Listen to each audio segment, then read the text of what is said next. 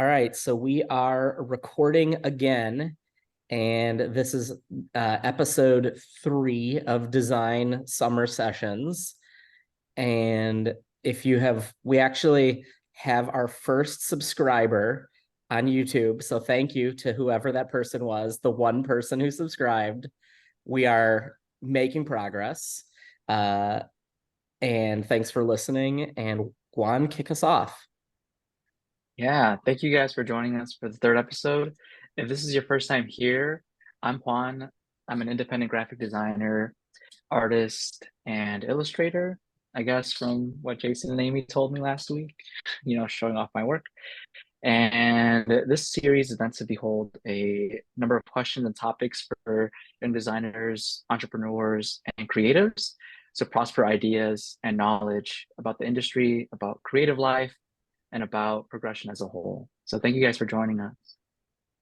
Good to hear. Cool. I'm Jason, and I'm the same as I was in the first 2 episodes. Creative director at Bright Bright Great, dad, Jeep lover, uh, comics aficionado, and I'll pass to Josh. Hey everyone, I'm Josh Tsui, and I've done a lot of different things. I'm sure we'll get into it, but everything from working in the game industry for many years to filmmaking to comic book collecting, just everything, pop culture.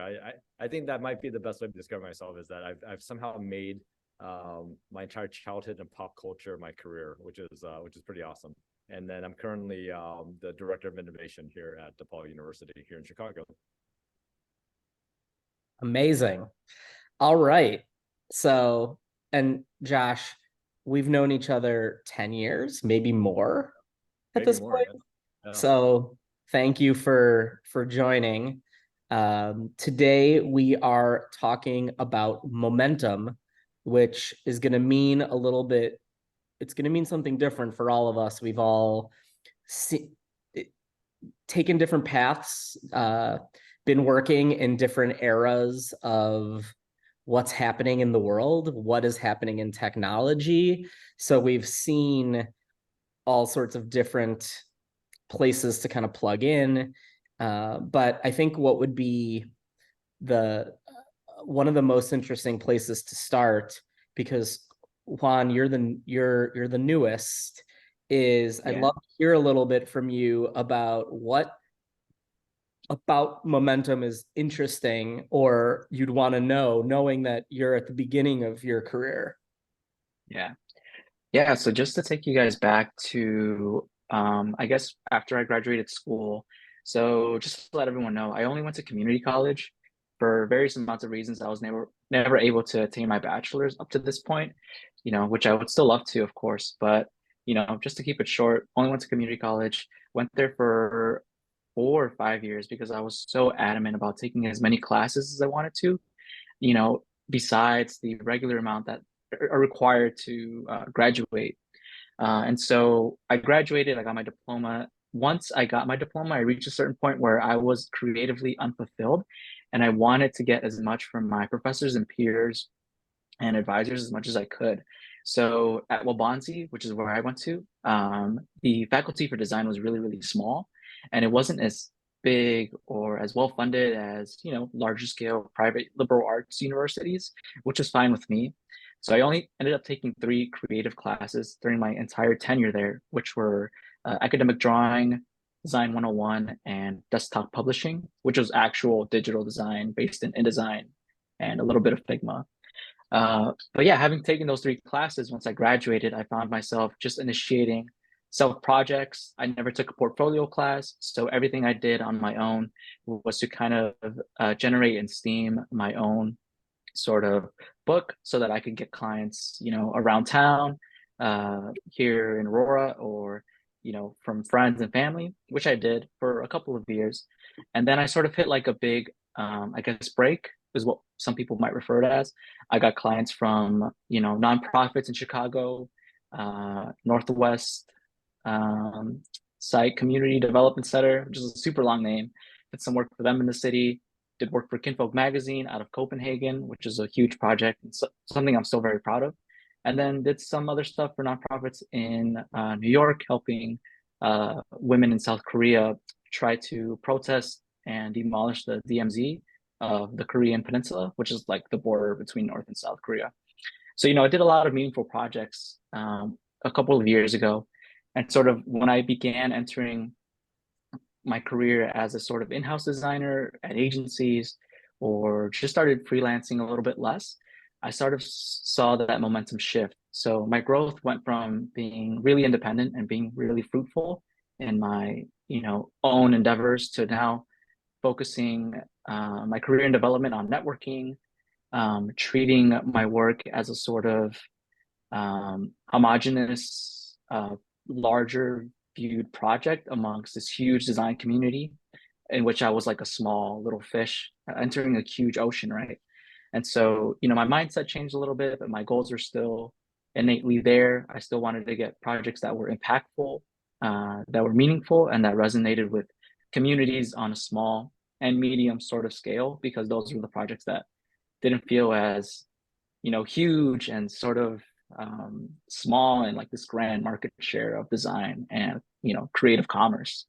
And so, excuse me if I'm being a little vague still, but sort of my question is now like, how do I know when to kind of look at my momentum and sort of like say, is this where I want to be heading towards, or do I want to take a different path and shift towards, being creatively independent again and sustain that creativity on my own, or do I want to keep partnering with my peers, my community, so that I could get more recognition within, designers and creatives. And so that's something that I keep pondering now as I'm entering kind of my mid-weight era of a designer. So I have two quick comments, and then I actually want to pass this to Josh. First and foremost, you do not need college or formal university. The way that this is not like a slight, but any training is training. Like, it doesn't matter if it's a community college, peers, night out, those kinds of things.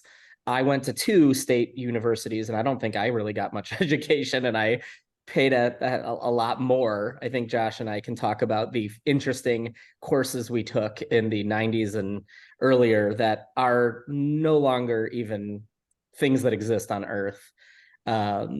But the thing that I think is really important with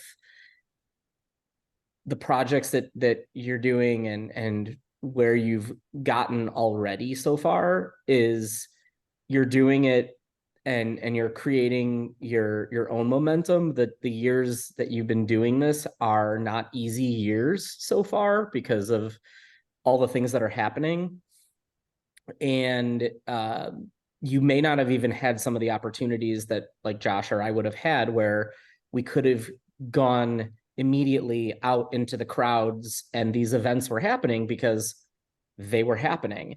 I do have a really funny, when I was starting off, anecdote. I'll start here and then I'm going to pass it fully to Josh because I want to know about breaking in and like what you did first. But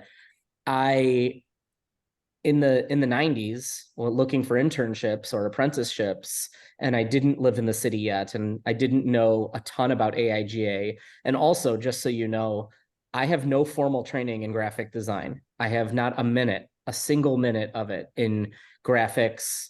All of my training is in industrial design with a little bit of focus on human computer interface model, which I think translates really well to UX, but no formal school training.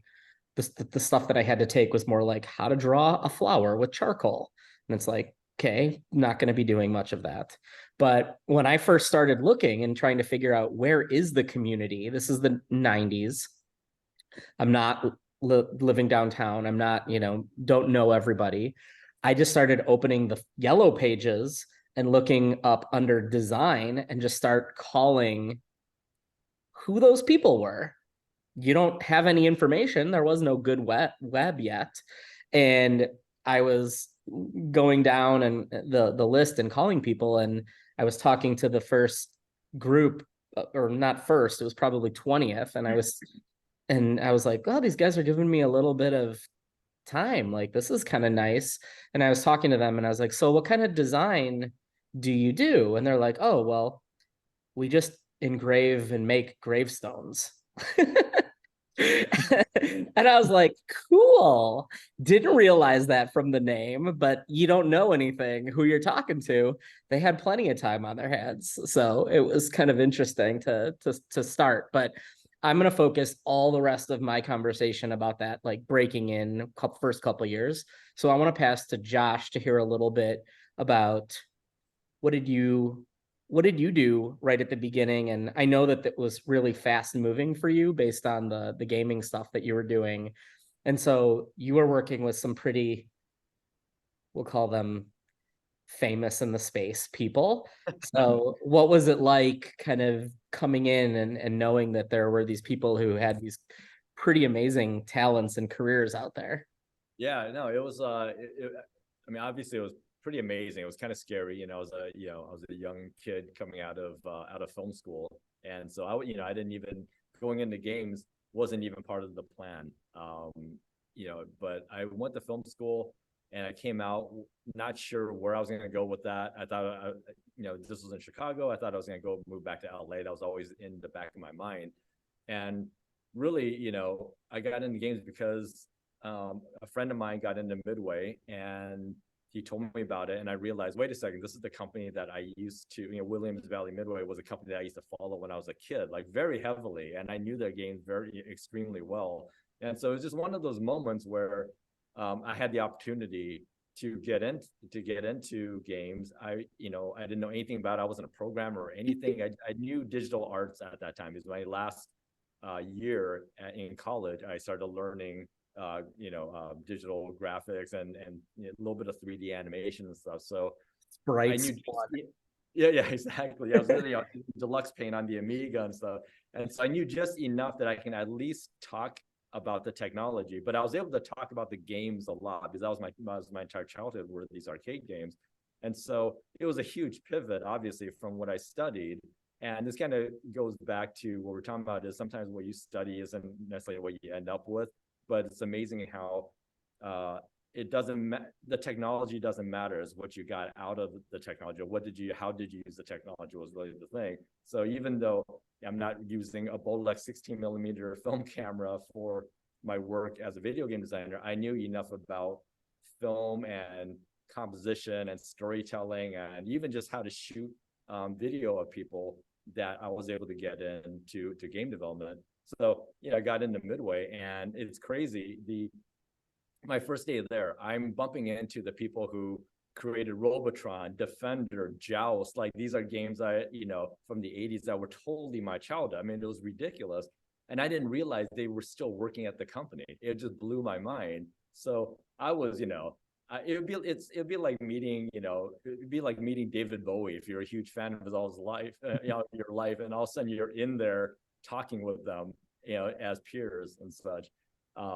So it was intimidating at first, but then, one of the nice things about the games industry is that because it's entertainment for sure, but it's also technology. There's kind of that geeky, nerdy side of it. So people who are like huge in the industry, they're still very humble because ultimately they were making games. They weren't like big movie stars or anything like that. But to me, they were. To me, they were like rock stars. And they were, to their credit, they were super inviting, bringing me in. And they knew things that I didn't know, but I knew things that they didn't know. So it was very mutual in regards to respect, especially for a noob like me. What were some of the early things that you worked on there? So I got brought in to work on this WrestleMania game. So back then it was WWF, not WWE, but the Panda people won the copyright on that.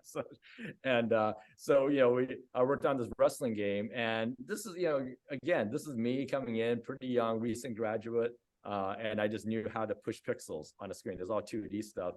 And basically we had these world famous wrestlers show up at our studio in Chicago for 2 days. We would shoot them in front of a blue or green screen, digitize them, put them in the game, and I sit there and pixel by pixel start adjusting the sprites and things like that. And that was the first 2 years of my life, was just working with wrestlers. Bam Bam Bigelow, Razor Ramon, all these 90s, huge 90s wrestlers, Yokozuna, Bret Hart, they all came in, nicest people in the world, super professional, and they would come in, we'd do the shoots, and then we go get drunk with them afterwards and just ruin our lives. But again, it was just kind of mind blowing to be able to be in that creative environment where you're making a product that is going to be seen by millions of people around the world for a decade. Now, now I look back and I was like, wow, people are still enjoying these things, and working with these professional wrestlers. What a great first project to enter, as a professional. So in many ways that kind of spoiled me, but probably kind of ruined me in some ways too, because the working hours were just like insane. That's a pretty good first project, I'd say. Yeah. Oh yeah. No, it's I still, I'll get people who were kids back then, but obviously they're adults now, and they're talking, they'll tell me it's their favorite game in the world. And I was like, really? Like at the time, I always considered it to be kind of a flop, but now looking back in hindsight, and I was actually really successful. It just so happens that it came out at the same time as Mortal Kombat, and anything compared to that was going to feel like a flop, So that I just recently reconciled with that. Probably like in the last few years, I realized, okay, my games weren't horrible flops; they actually did well. Yeah, and the other things that you worked on there were NBA Jam, Yep. Mortal Kombat was happening there, Aerosmith.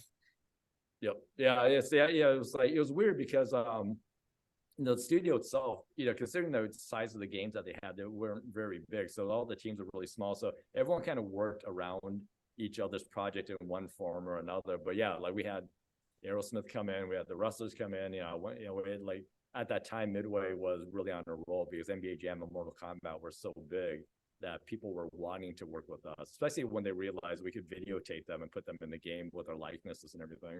So let me ask you a question. When that was all going on, the momentum kind of made itself for you. Yeah. You didn't really need to continue to build momentum. Midway was the momentum itself. Yeah, exactly. It's like, so Midway always did pretty well, but really when it came to Mortal Kombat NBA Jam, that's what things started rolling. And it was kind of the whole like, rising tide, brings up all the ships and such. So all the projects suddenly became big deals. There was no way Aerosmith was going to come and do this crazy ass gun game without knowing that, if it was just any other team. But it was, it was, when the call was made out to them, they're like, yeah, we'll do it. Like these are more, the Mortal Kombat people, the NBA Jam people, because these were billion-dollar franchises. So they, that success really helped everybody to do these high-profile projects. So the one-to-one translation there is good work speaks for itself and grows more good work, which there's a famous quote, like, do the type of work that you want to do and you'll get more of that. And so that's really seems like that's what Midway was doing to keep that train rolling. Aerosmith. Yeah, absolutely. Real low Aerosmith. Yeah. But they wanted to keep the momentum going because there were a lot of projects that would get canceled if there was just an inkling that they might not be successful. They kind of overdid it at a certain point. A lot of games got canceled and such, but I can understand, them wanting to make sure that, like, hey, we got this lightning in a bottle. Let's make sure that we maintain it. So I had personally a very different, I did not have a ton of design professional friends. I had to find people through someone who knew someone. And a lot of times those people were kind of already mid-end of careers, which means it's a totally different era. So coming out in 2001 and talking to someone who might already be 60, well, that's pre-digital, lots of different stuff. And so I graduated with the same feeling, was I'm not where I need to be. I feel like I can put together really good design. I feel like I understand it, but I have no place to do it. So a lot of my first stuff was passion projects too, just like you were saying that you were doing. And so that's actually the portfolio that I used forever to get me into next step stuff. It wasn't the professional stuff that I was doing. But I found it really, really difficult. The point that I want to nail home is that I felt like momentum going from zero to anything was the absolute hardest part, because you could want it so badly, but nothing happened in return. Like you can expend a ton of energy, and maybe eventually the ball will roll and it'll start rolling really fast. But that first break in for me was really, really difficult. I felt like that momentum piece for me was the hardest part of everything. Now, if I really want to do something, I have a little bit of a name. I have an agency with a track record. I could probably reach out to someone, but being unknown, having no experience, having really no friends that were doing it that could even work with me or talk to me, moving the needle that little bit was the hardest part of my whole career. And it took a long time. It took years. So I, in the meantime, was looking around, and it's like, how do I get involved?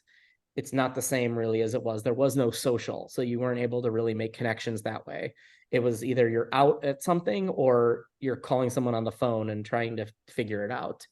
The the thing that I think really started to move that was that I was just trying to bring as much design to non-design related things that I could. And I was eventually getting in front of people who were slightly adjacent to, but could then see my work for the first time.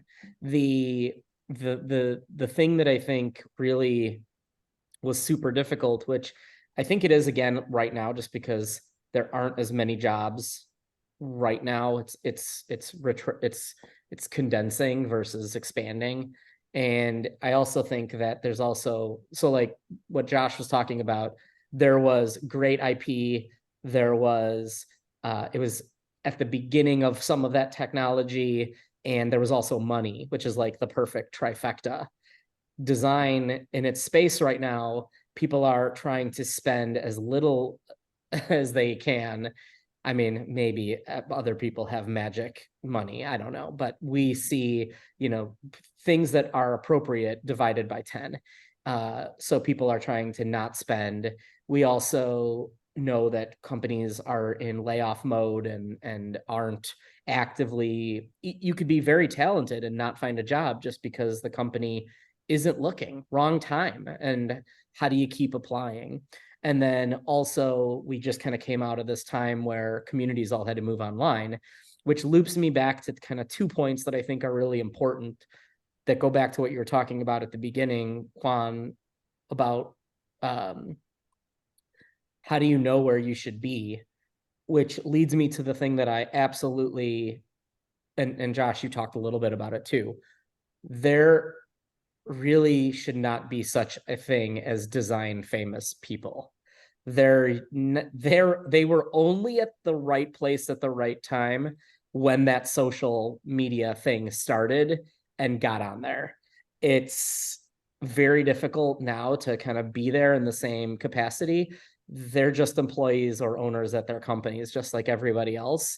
And we look to, if you're on social, and I tried to unfollow and unconnect myself to as much design as possible a couple years ago, because I just didn't want to see only successes and everybody kind of touting these like hot moments in their life, when it's like, why is this still so hard for me to do something like this or get noticed or whatever? So I kind of disconnected, and I connected much more with comics and collectibles and artists and musicians and other things, where it's like, this is a much more interesting space where musicians grind forever, because it's never unlimited money and unlimited fame. I mean, for 0.0001%, but that's what's been so difficult since, post the time, the momentum. What Josh was talking about is that we all went to the arcades on Friday nights, and what new game was out, and the crowds were around it, and you were all hyped together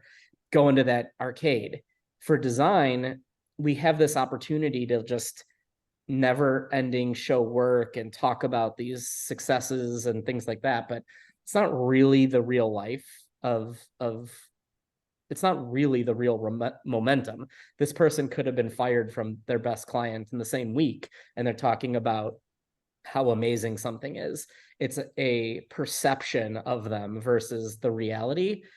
And so I think when you think back at momentum, first, I would say there's no right answer for anyone, because even where we think we should all be, it's always going to be probably somewhere different. I don't think anyone looks back at their last couple of years and is like, everything happened exactly like I was expecting or where I should be. The thing I will add though, and I think Josh, I'm interested to kind of hear a little bit about what DePaul is doing with the education piece, is that you really should never stop either being excited about what you're doing, because if you are excited, it always stays fun and you're doing something you love and you could keep growing, and that could add a lot of momentum, great projects, great clients, introduction of new technology. But the other piece too would be, if you're not excited or you're not continuing to learn, maybe the momentum is kind of slowing down or you're not in the right spot anymore. So it is worth looking at yourself and saying, I don't want to just ride out this like equilibrium for 5 years. There are a lot of people who love that, but that's not usually what designers or people who are really hungry to grow. 5 years is a long time to do something like that. So I'm interested, like, who's applying, Josh, to your program? Like, who are you engaging with? What age groups is it? And kind of what are some of the goals of like introducing new technologies and things to people? Yeah, I mean, to your point, I agree. It's like, you can only keep momentum going if you're excited about new things, because there's always something new coming along. So coming from game development, you're forced to learn new things just because the technology moves at the speed of light. What a game that you're designing now is not going to be the same a year from now, because there might be a new console, a new chip. There's some piece of technology or something that is really going to force you to keep thinking ahead. So no matter what, the momentum's always going, and if you don't keep up with it, then you're going to stop. You're going to get left behind. It's like a moving train, basically. So one of the things that I'm fostering here at the Innovation Center here at DePaul is this idea of, we have a lot of technology here, and it's going to be constantly changing. We're always looking at emerging tech and things, and looking at how is that going to affect the way you design anything from games to interactive media, or even film, to be quite honest with you, and such, and trying to make sure that they're exposed to it as much as possible, and they understand where it's going. It's not always about where it currently is now, and then making it not seem so foreign to people. One of the things that I'm really pushing heavily is getting people who don't normally deal with technology, let's say film students. They just want, I want to go off and make my short film and things like that. It's like, yeah, that's fantastic, but have you thought of how game technology might help you tell your story better? How can you combine various things and put them together to create something new? And I think that type of thinking, where you're always plus oneing something, is going to help you maintain the sense of momentum, that you're always moving forward. Even if you're a screenwriter, sometimes if you don't know what is going on out there, in terms of not just technology, but even techniques, or how something is even displayed, you're kind of limiting what you're going to write about, because you're only going to write about what you yourself have experienced, or what's right in front of you, as opposed to kind of future-proofing your views on what's out there. So one of the things that I think is important about what you said, and we have like 1 minute left, so we're going to keep it short, but is exposure to technologies. And I guess a question that I have is, do you have to be a DePaul student or affiliated to engage with you, or do you do things that people could connect with you, the community, that are external? No, yeah, that's the big thing that I'm pushing very heavily is making ourselves available to the community out there. You know, yes, it's in DePaul, you know, the students here and and they'll work here and such, but yeah, it's super important for everyone to be exposed to each other. And so we do a lot of community events here that have nothing to do with DePaul. Like some, people reach out to me and say, hey, I want to do a workshop about generative AI. It's like, fantastic, because it's only going to benefit the students that are here also. So with me, it's like any of this emerging tech, anything that helps with creativity, more than happy to, to have, host it here and do all kinds of, fun things together. That's good. Now you're back fostering the momentum of the community. So yeah, full it's in many circle. ways. Yeah, I took this position. One of the major parts of my decision was that I really felt like this was a time in my career to kind of give back a little bit. I don't come from academia. I come from the private sector. I have a lot of connections. And it's like, wow, I can start melding things together. Really take advantage of this, this momentum I've had in my career for such a long time. So awesome. Thank you, Josh. Juan, do you have any like a last thought or last question or anything to kind of cap this and bring it all together? No last questions. Just want to thank you guys for all the information. And I do want to call back to, I can't remember if you said it, Jason, or if Josh did, but there's this really good quote by Tom Sachs, the sculpturist and artist, who said, the only reward for good work is more work. And I think that was harkening back to what Josh was saying about, how the spiral of developing great games led to the development of even greater games. And so I think, momentum is often seen as, similar to drive. So you got to keep pushing and keep providing 120% of energy. But sometimes it's organic and it's just an opportunity that comes because luck and experience meet at the same time. And so, looking at it through a different lens, I'm more appreciative of it being kind of this, force that you can't always have a handle on. It just does it on its own. We're talking aspiration and aiming really high to momentum, to increase momentum and keep good stuff coming in. So that's a great spot to cap this one. Everybody is going to be at a different spot who watches this, and I'd love to hear from anyone who may think they are or aren't at the right spot in their career and wants to talk about it. But thank you again for chiming in and watching or listening to this summer session. Thank you, Josh, for being our special guest. And as a quick shout out, and we'll put a link in somewhere, Josh released a really awesome documentary about the stuff that he was talking about called Insert Coin, and we'll link to it so that you can watch it or figure out how to learn more about it. So thanks, everybody, and have a great week. I just have to figure out where stop is. There we go.